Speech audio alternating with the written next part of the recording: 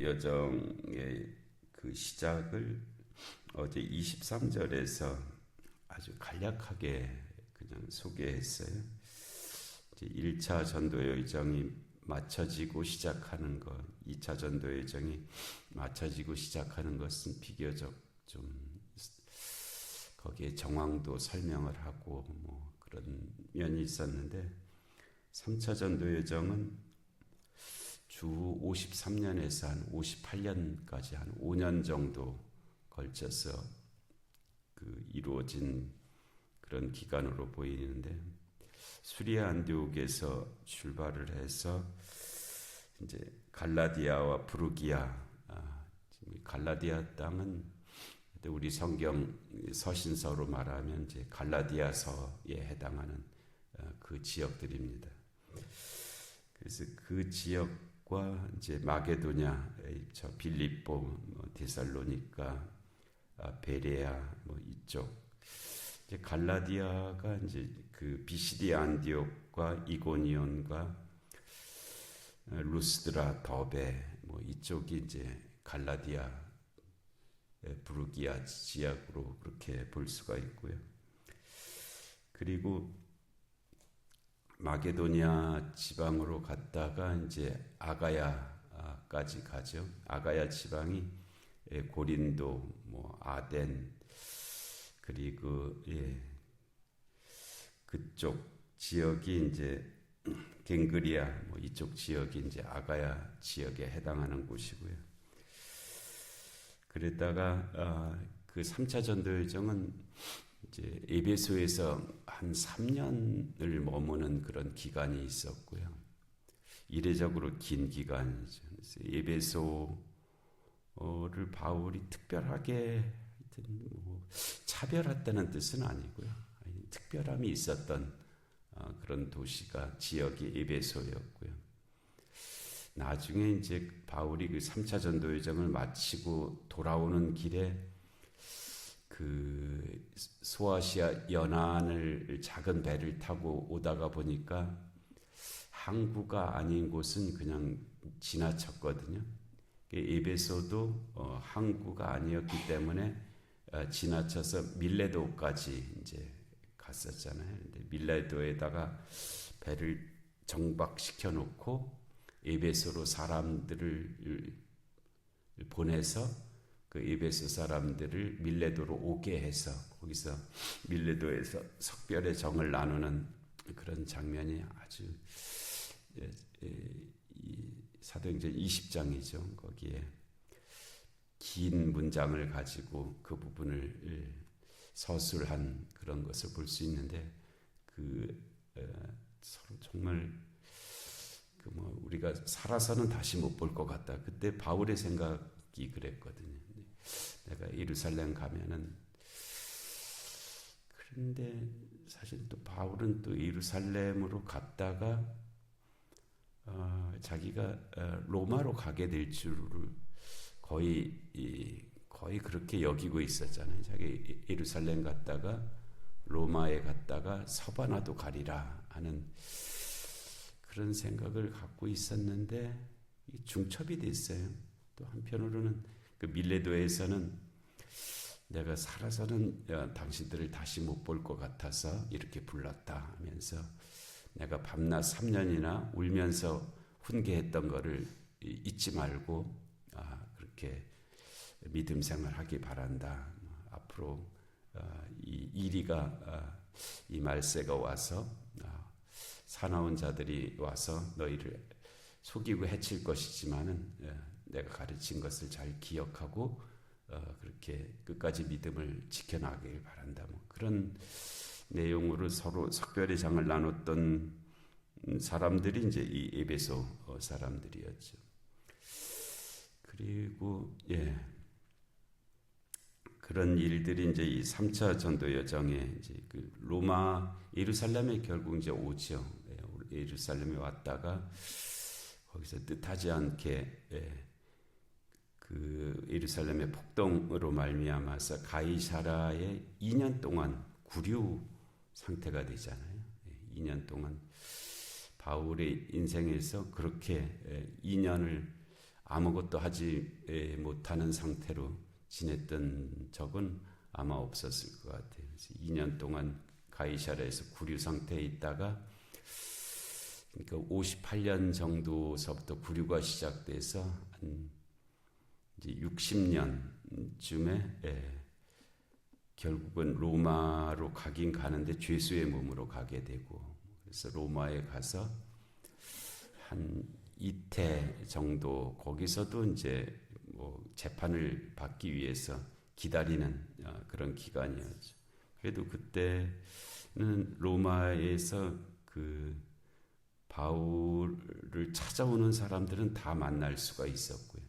그래서 로마의 복음을 전파하는 그런 의미가 있는 그런 기간이, 이미 로마는 이제 복음이 전파되어 있어서 로마서 16장에 보면은 로마에 있는 교인들이 아주 많이 기록되어 있잖아요. 또 각 교회들, 로마 그 당시는 다 가정교회였기 때문에 각 교회들도 있었고, 그래서 이미 로마에 복음이 전파되어 있었지만은 그래도 또 바울이 자기가 받은 은혜를 전하겠다고 하면서 그렇게 한 2년 동안을 지낸 그런 기간이 되었고요. 우리가 그냥 옥중서신이라고 소위 그렇게 부르는 골로새서, 에베소서, 빌립보서, 빌레몬서 네 서신이 이때 기록되기도 하고, 이제 그런 일들이 이제 이어진 그런 기간의 시작이 이 바울의 3차 전도 여정의 출발인데요. 23절에 얼마 있다가 떠나 갈라디아와 부르기아 땅을 차례로 다니며 모든 제자를 굳건하게 하니라. 이제 1차, 2차 전도 여정 때 세워진 교회들을 찾아다니면서 모든 제자를 굳건하게 하니라. 그래서 우리의 믿음도 이제 늘 굳건해야 되는데, 이제 이렇게 저렇게 시험을 받잖아요. 살아있는 모든 존재는 시험을 받을 수밖에 없습니다. 살아있음의 속성이거든요. 죽으면 변화가 없죠. 죽으면 변화가 없는데 살아있는 존재들은 하여튼 변화가 있습니다. 좋은 쪽으로 변화가 나타나기도 하고요. 또 그렇지 않은 쪽으로 변화가 나타나기도 하고. 그래서 바울이 3차 전도 여정을 출발한 그 목적도 모든 제자를 굳건하게 하기 위해서, 이 말은 그러지 못한 사람들이 있었다는 뜻이잖아요. 그래서 그렇게 3차 전도 여정을 출발을 했고, 아마 특별히 동행한 사람들을 기록하지는 않았는데, 이 이후에 이제 기술에 보면은 디모데, 실라, 거기에 그대로 있었던 것으로 그렇게 여겨지고요. 그래서 24절 오늘 여기는 이제 아볼로라는 분을 이제 소개를 해놓고 있는데요. 알렉산드리아에서 난 아볼로라 하는 유대인이 에베소에 이르니 이 사람은 언변이 좋고 성경에 능통한 자라 했어요. 이 아볼로, 우리가 이제 브리스길라, 아굴라죠. 아굴라, 아볼로, 이게 좀 아자로 시작해갖고 좀 혼동이 되기도 하는데, 여기는 아볼로라고 하는 이 인물은 이제 알렉산드리아 출신이라 그랬어요. 아굴라는 본도 출신이었잖아요. 본도 출신의 유대인이었고, 아볼로는 알렉산드리아 출신의 유대인이었고요. 알렉산드리아는 지금의 이집트의 땅에 지중해 쪽으로 있는 도시인데요. 알렉산더 대왕이 여기에 이제 큰 도시를 만들고 해서 그 명칭을 그렇게 알렉산드리아로 그렇게 부른 그런 곳이죠. 알렉산더 대왕은 주전 300년의 사람이니까요. 그래서 거기에 큰 도서관이 있다고 그렇게 유명하게 이제 기술되어 있는데요. 이제 학문의 도시이기도 하고, 근데 이 알렉산드리아 유대인들이 많이 모여 살았던 지역이기도 합니다. 그래서 그 알렉산드리아 출신의 아볼로라고 하는 유대인이 이제 거기서 예수를 믿게 된 사람이에요. 그러니까 알렉산드리아부터 예수를 믿게 된 그런 사람. 바울이 알렉산드리아 전도했다는 기록이 없잖아요. 앞에서도 언제 한번 말씀드렸는데 이 시대의 복음이 바울 한 사람에 의해서만 전파된 것은 결코 아닙니다. 수많은 복음의 통로들이 이미 있었고요. 그 모든 일들이 서로 이렇게 합력해서 선을 이루어가는 그런 기간이었지, 바울 혼자에 의해서만 복음이 그렇게 전파된 것은 아니었습니다. 그래서 이 데살로니가에서도 그 바울이 거기에 뭐 적어도 이제 3주 이상 복음을 전했다고 하는, 회당에서 복음을 전했다고 하는 말씀은 있지만 이미 거기에 복음이 전파되어 있는 것 같은 흔적들을 우리가 읽을 수 있죠. 그러니까는 바울이 처음 어느 곳에 간 곳도 있겠지만 이미 복음이 전파되어 있었던 그런 상황도 우리가 이제 그렇게 여길 수 있는 그런 면들이 있어요. 근데 그것이 뭐 바울이 내가 복음이 전파된 곳에는 더 이상 뭐 이렇게 복음을 전하지 않기로 했다는 것은 다른 차원의 문제지, 그가 그런 정황을 부정하는 것은 아닙니다. 그래서 이 알렉산드리아에서부터 예수를 믿게 된 사람이었어요. 이 아볼로라고 하는 사람이, 그 사람이 언변이 좋고 성경에 능통한지라. 여기서 성경은 당연히 구약 성경입니다. 아직 이때는 신약 성경은 존재하지 않았던 때이기 때문에 언변이 좋고 성경에 능통한 사람이었다는. 그가 일찍이 주의 도를 배워, 여기서 주는 하나님을 가리키는 그런 개념이 아니라 예수 그리스도에 관한 것을 이제 말씀하고 있죠. 그가 일찍이 주의 도를 배워 열심으로 예수에 관한 것을 자세히 말하여 가르치나. 그러니까 주의 도가 뒤에 이제 부연 설명하고 있잖아요. 예수에 관한 것이라고 이렇게 예수에 관한 것을 자세히 말하여 가르치나. 어디까지냐면 요한의 세례만 알따름이라 했어요. 요한의 세례까지. 그러니까 그 이후에 있었던 그러니까 크게는 이제 성령 세례를 알지 못했다, 그런 개념입니다. 오순절 성령 세례를 아직 경험하지 못했던 그런 인물이다라고 그렇게 말씀하는 거죠. 그가 회당에서 담대히 말하기를 시작하거늘, 이 아볼로도 회당에서 에베소 회당에서 가르치기를 시작했는데 브리스길라와 아글라가 듣고 데려다가 하나님의 도를 더 정확하게 풀어 이르더라.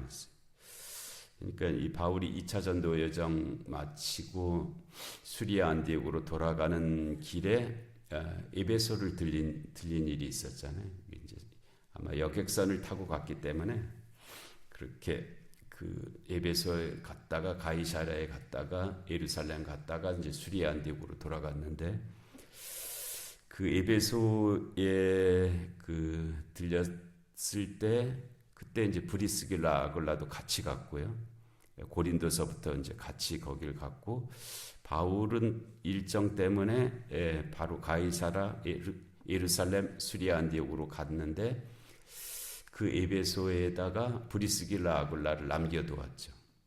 그때 바울이 그 에베소 회당 사람들에게 하나님의 뜻이면 내가 다시 오리라 하는 그 말과 함께 브리스길라 아굴라를 거기에 이제 남겨두었기 때문에 이제 그 에베소 회당에서 아볼로가 거기에 왔을 때 브리스길라 아굴라가 아볼로의 말을 이렇게 들어보니까 저분이 예수에 관한 도에 대해서 분명히 알고 있고 그 받은 은혜가 있는 것은 분명한데, 근데 그 후에 있었던 오순절 성령 강림과 그 후에 있었던 그런 역사들에 대해서는 아직 알지 못하는구나 하는 것을 그들이 그렇게 여기고 아굴라를 데려다가 하나님의 도를 더 정확하게 풀어 이르더라. 이것도 감사한 일이죠. 아볼로라고 하는 분이 열심은 있고 그가 알고 있는 것은 있지만은 그러나 더 정확하게 알아야 될 부분이 있었다는 것이고요. 그런데 여기에서 이 아볼로가 브리스길라 아굴라가 그를 청했다가 그 말씀을 이제 소위 가르쳐 주었을 때 아볼로가 교만하게 나도 알 만큼 안다고 뭐 그렇게 하지 않은 것 같아요. 잘 받아들였다는 뜻입니다. 내가 모르는 부분이 있었구나, 내가 더 알아야 되는 부분이 있었구나 하는 것을 겸손하게 이제 받아들인 그런 모습이죠. 이게 참 어렵습니다. 이것이 인간을 정말 시험 들게 하는 일들이 교만이거든요. 이게 원죄의 뿌리고요. 그 이후로도 그것은 없어지지 아니하고 특별히 우리 믿음의 삶에서 늘 붙어 다니는 문제들입니다. 이 교만의 문제. 그리고 이 안다고 하는 것이 인간을 가장 교만하게 만드는 요인이 되거든요. 인간이 교만하게 되는 요인들이 여러 것이 있는데 그 중에서 가장 핵심적인 것은 안다는 것입니다. 내가 뭘 안다고 하는 사실이 인간을 교만하게 만듭니다. 그래서 더 알아야 되고 더 배워야 되고 더 겸손해야 되는데 그렇지 못하게 만드는 그런 요소가 되죠.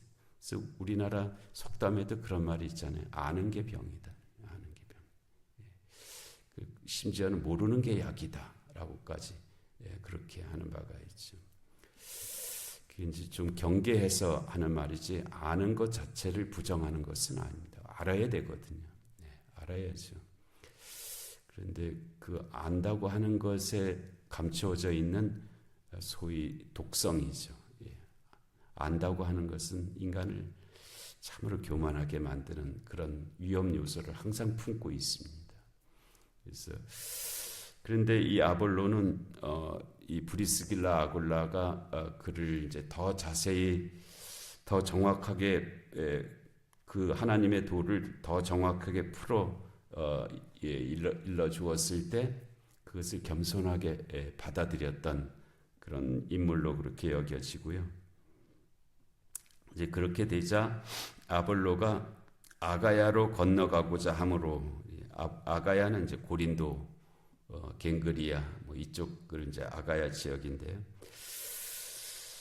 그 형제들이 그를 격려하며 여기서 형제들은 에베소의 형제들이잖아요. 이미 에베소의 형제들이라고 일컬어질 정도의 믿음의 공동체 교회가 세워져 있었다 하는 것을 알 수가 있죠. 그래서 형제들이 그를 격려해서 이제 이 아볼로가 내가 그러면 저 고린도 지역에 가서 사역을 하겠다라는 뜻으로 한 말이고 이제 고린도에 그때 이미 바울은 이제 고린도를 떠났잖아요. 누가 그들을 지도할 사람이 부재한 브리스길라 아굴라도 고린도에서 떠나서 에베소에 와 있고 그러니까 당신이 가는 것이 참 좋겠다 해서 형제들이 아볼로를 격려해서 제자들에게 편지를 써 영접하라 하였더니 여기서 나오는 제자들은 고린도에 있는 제자들이죠. 고린도 교회에 있는 제자들에게 편지를 써 영접하라 하였더니 이 당시에 편지가 많았다 하는 것을 알 수가 있습니다. 그래서 우리가 고린도 전후서, 데살로니가 전후서, 골로새서, 빌립보서 다 편지잖아요. 수많은 편지들이 있었는데 그 중에 하여튼 성령의 역사 가운데 지금 우리가 성경으로 읽고 있는 그런 편지가 있는 것이지 그 외에도 수많은 편지들이 있었습니다. 여기서도 편지를 써 영접하라 하였더니 그가 가매 바울로가 고린도에 가매 이런 뜻이죠. 은혜로 말미암아 믿은 자들에게 많은 유익을 주었다. 고린도에서. 그래서 우리가 고린도 전서 읽어보면 이제 그런 말이 나오잖아요.